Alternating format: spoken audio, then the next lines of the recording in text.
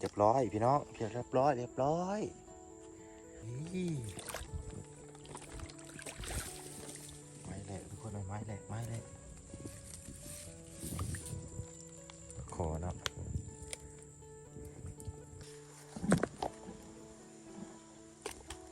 เราใส่แนวยางกับบริทือมาทุกคนเลยลงมาปุ๊บกะยิงป่าเลยทุกคนเลยโอ้เลยบริทือวนน้ำโทรศัพท์ไปเลยนะ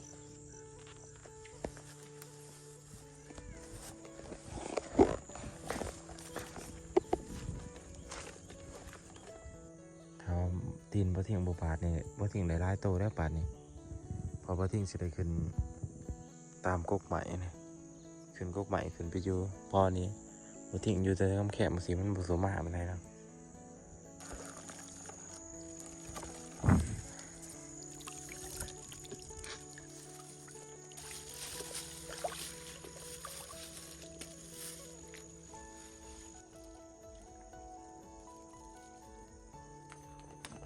เอางูมาใส่สิบ่ถือว่าหนอนบ่สิวจากว่าเป็นไร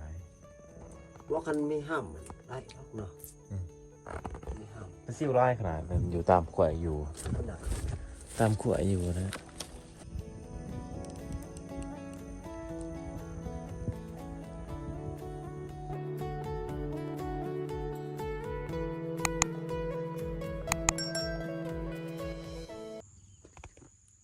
สบายดีเด้อพ่อแม่พี่น้องวันนี้มาพอกับสองบะทิ่งชาแนลคือเก่าพี่น้องวันนี้ก็มาหากินเนาะกับอ้าย2 คนแล้วก็อีกลูกคนหนึ่งเนาะมาหากินบอลเก่าบอลเดิมเนาะบอลบะทิ่งเคยมาตลอดแต่ว่าบ่ได้ถ่ายทุกคนเบิ่งเนาะเพราะว่ามันถ่ายยากนะโทรศัพท์เฮาฝากทุกคนเป็นกำลังใจให้บะทิ่งกันเด้อฝากกดไลค์กดแชร์นะทุกคนเนาะที่สำคัญอย่าลืมเบิ่งโฆษณาให้บะทิ่งเด้อขอบใจได้ร้ายนะทุกคนเนาะที่บ่ขามโฆษณาบะทิ่งก็พยายามอัปเดตทุกมื้ออยู่เนาะแต่ว่าเนื่องจากว่ามันถ่ายยากแน่โทรศัพท์เฮาฝนอยู่เบื้องฝนตกเลยทุกคนเลยไปทุกคนมาลุ้นกันว่าสิได้หรือบ่ได้เนาะนี่ปืนเฮามันยิงป่าแล้วก็ตอนแรกจะน้อยเนาะว่าสิเก็บหอยทุกคนเบิ่งเก็บหอยนั่นนี่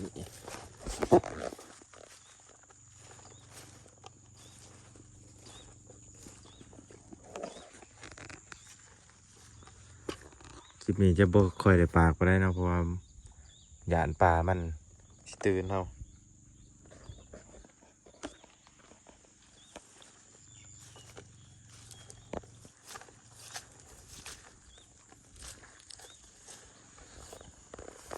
อย่าได้กล่องเด้ทุกคนเลยคือสิง่ายได้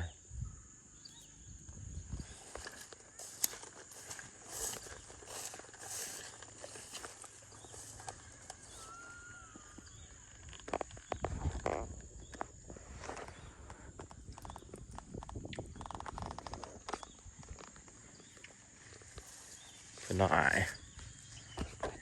เฮาอยู่ขึ้นกุ๊กใหม่บ่ทิ้งเจ้าบ่ขึ้นเนาะเพราะว่าขาบ่ทิ้งบาดแล้วก็บ่อยากขึ้นเนาะยานมันอักเสบยานมันเปื่อยอายเฮาก็ยิงตลอดอยู่เนาะแต่ว่าบ่ทิ้งบ่ค่อยได้ถ่ายเมื่อกี้นี่ลงมาปุ๊บก็ยิงป่าเลยทุกคนเลยโอ้เลยบ่ได้กดน้ำโทรศัพท์ไปเลยเนาะ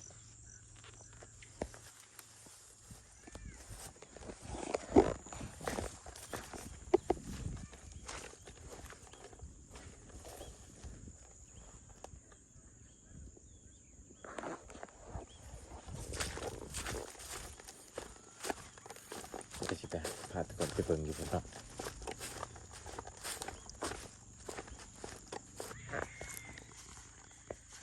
ลูกไปคอทุกคนเลยแต่ว่าทิ้งลงก็สิได้ยิงแล้วทุกคนตัวนี้เฮาบ่มีมันเจ็บตีนซื่อๆเนาะ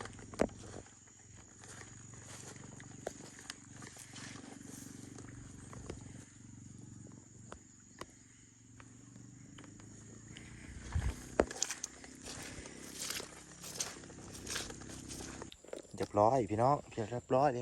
ยไป มาแล้วตัวหนึงแล้ว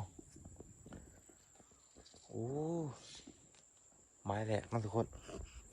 ปลาช่อนนี่โตมันทุกคนนี่เห็นไหมนี่โตมันบ่เห็นเนาะนี่กล่องบ่เห็นเลยนี่ไม้แหละทุกคนเลยไม้แหละขอเนาะเมื่อกี้นี่เห็นบนนี้เนาะบ่ทัดยิงบ่ทัดมันทุกคนเลยโอ้ยเสียดายค่ะตัวมักไงตัวนี้ยังน้อยเนาะตัวนี้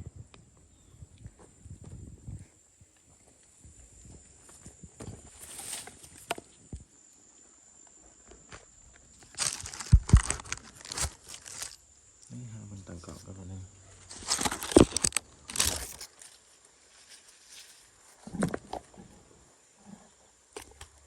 แนวใส่แนวยางกับบริถือมาทุกคนเลยว่าจะมาถ่ายคลิปทุกคนเบิ่งครับเขาก็ถ่ายแต่ตอนได้เนาะเพราะว่าตอนยิงหันถ่ายปลาไหลเพราะว่ามันหยาขนาดในเป็นดาเป็นดาเอ้าเอาไปสิ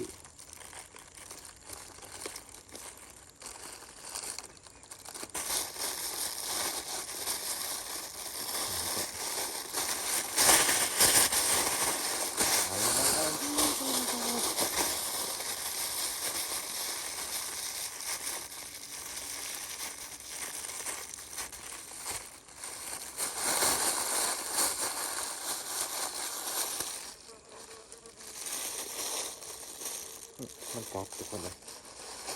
ขาดได้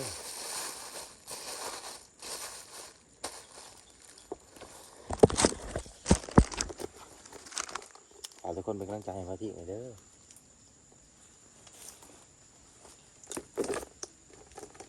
เดี๋ยวจะนอนกับ15เก็บหอยต่อ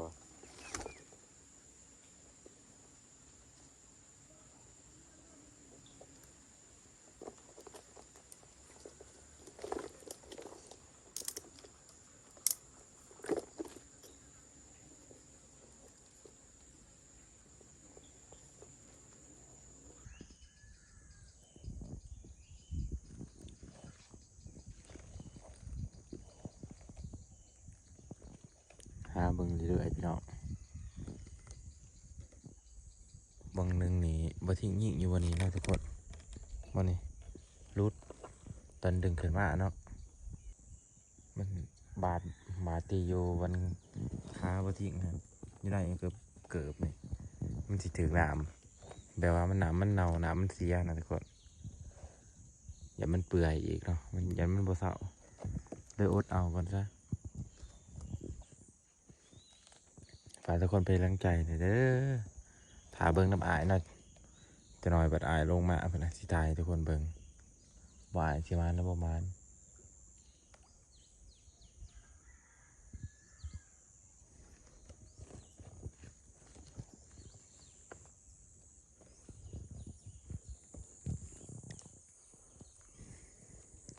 ตัวใหญ่เสียดายเด้อทุกคนถ้าว่าตีนบ่ทิ้งบ่บาดนี่บ่ทิ้งได้หลายโตแล้วบาดนี่พอบ่ทิ้งสิได้ขึ้นตามกกใหม่นี่ขึ้นกกใหม่ขึ้นไปอยู่พอนี้บ่ทิ้งอยู่แต่คำแคบมันสิมันบ่สมมาปานใดเนาะมากะโดนๆเทื่อมีแต่ปลากระเดิดเนาะหลาย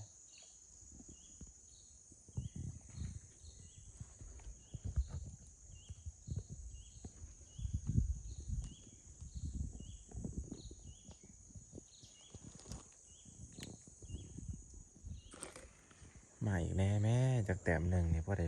เอามาปนนี่จะนอนบ่ทิ้งก็สิหาเก็บหอยเนาะเก็บหอยเมื่อต้มกินกับแจ่วอิหยังวะแจ่วซูชิแม่นบ่ทุกคน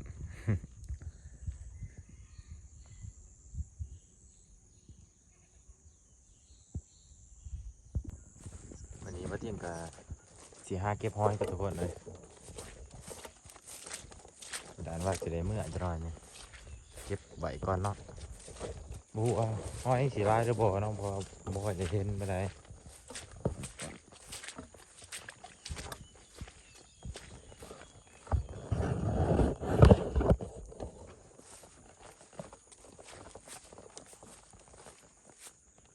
เห็นว่าป่ามันตีงหนาม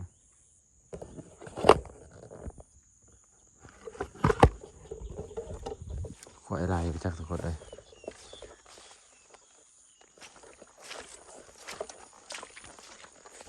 มาทิ้งไปเจ็บหัวเนาะขึ้นกกใหม่ไล่กับอะไรมันง่ายทุกคนเลย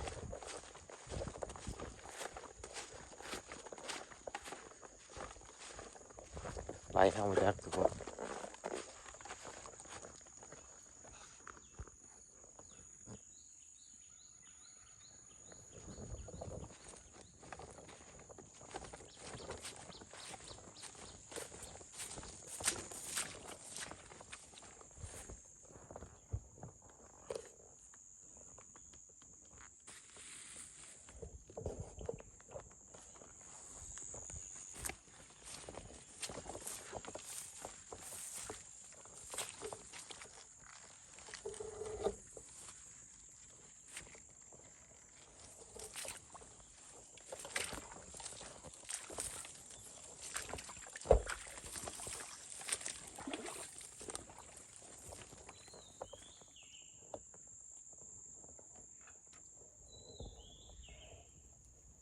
นี่บ่ทิ้งอยากขึ้นกกตัวนี้เนาะ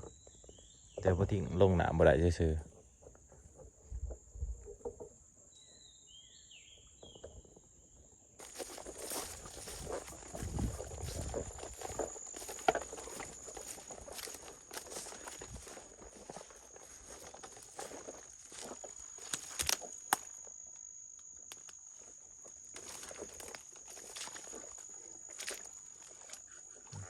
ตกใจขวายยานควายลาย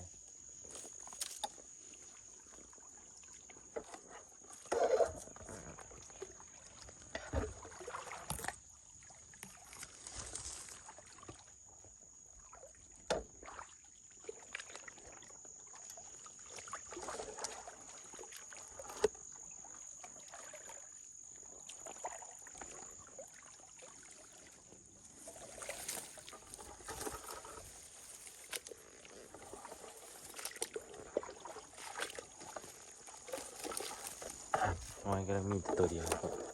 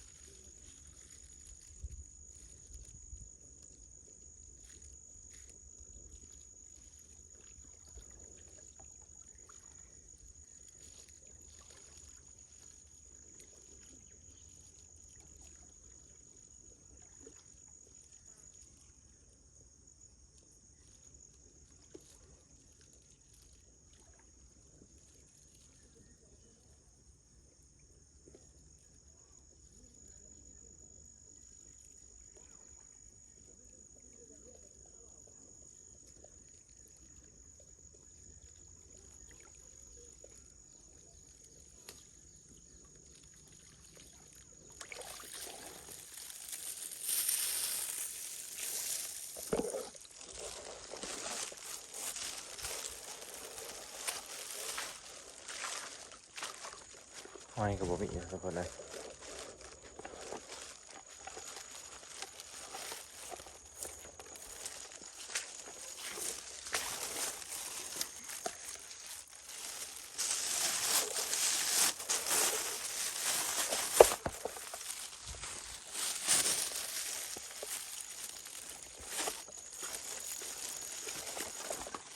หาเก็บหอยเอามาก่อยเนาะก่อยกินแสบดีได้ทุกคนใครเคยกินก่อยหอยคอมเมนต์มาเนาะเย้ทุกคนโอ้ยมันขมกันสิครับไปแล้ว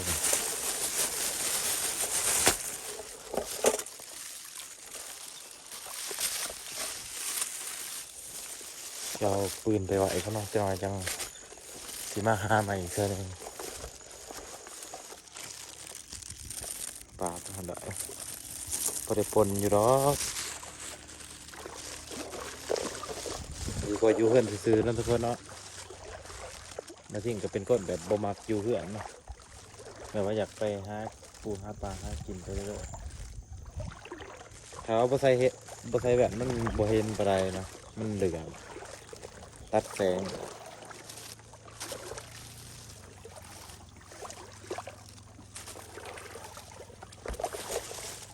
นี่คือใครนะ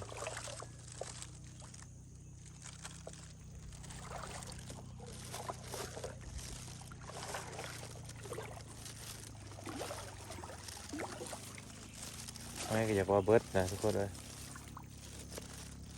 คนมาหลายเนาะเขามาหาเก็บหอยเก็บอย่าง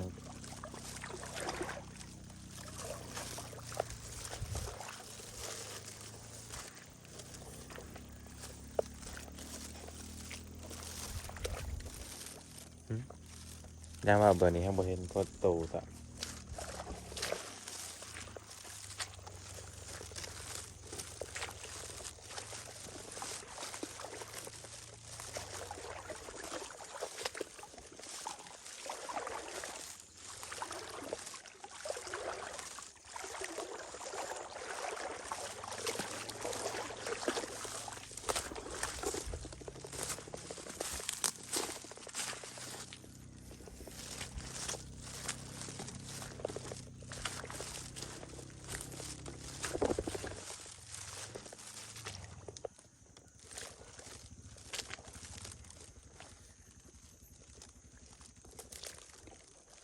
คนสิตกเลย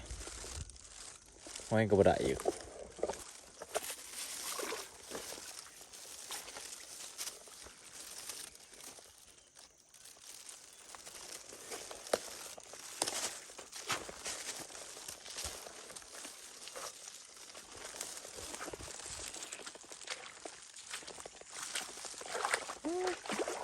ได้หาบ่พอ10 โตทุกคนเลยแน่หน่อยจะได้จัก30พอดีมันก็นกหลอกไปดังไปเนาะ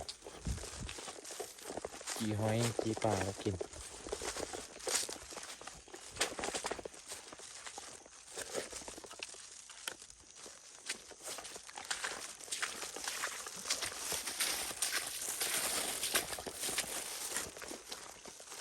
ถ้าเอางูมาใส่ถือก็ทุกคนเลยกับดักมาใส่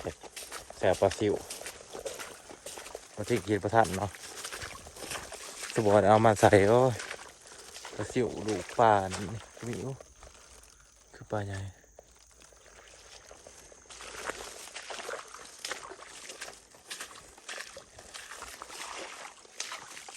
หาหอยก็ยังอยากคนเราเขาย้อนที่หาปลา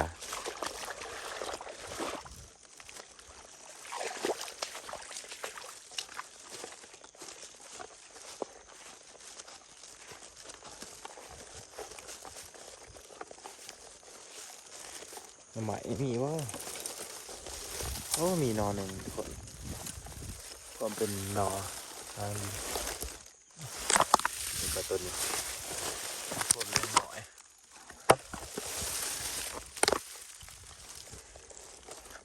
เฮ้ยเจ๋ยฮะนี่ใส่โอ้จักเสร็จดอก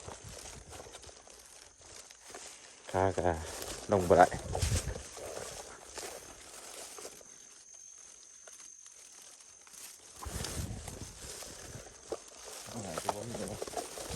คนมาอะไร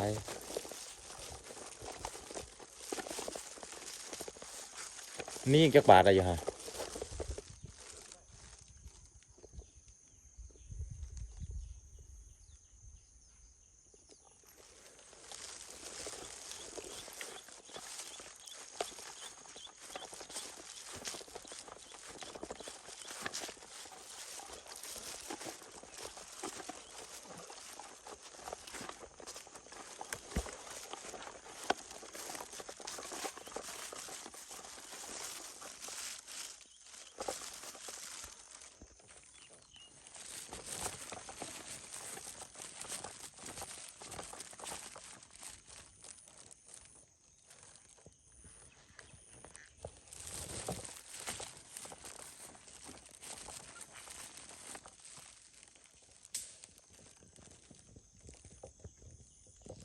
คือปลาตัวปลา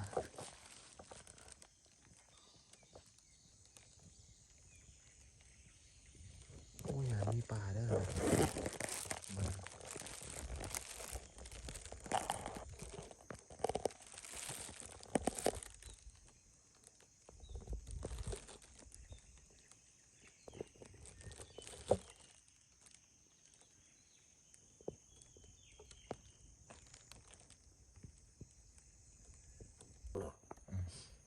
พอได้แก่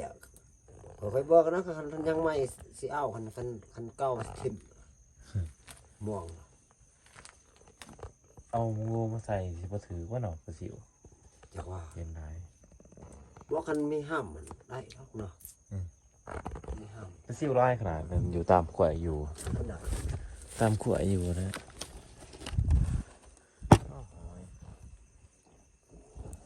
ปลาอย่างนี้เลี้ยงเนาะโอ้มาเลย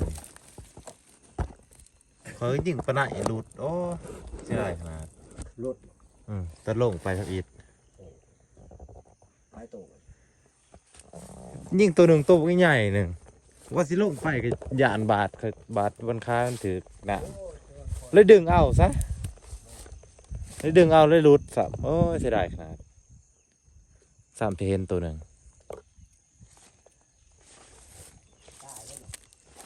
จักแหละคือสิบหลอดดอกถือตัวกลางลัง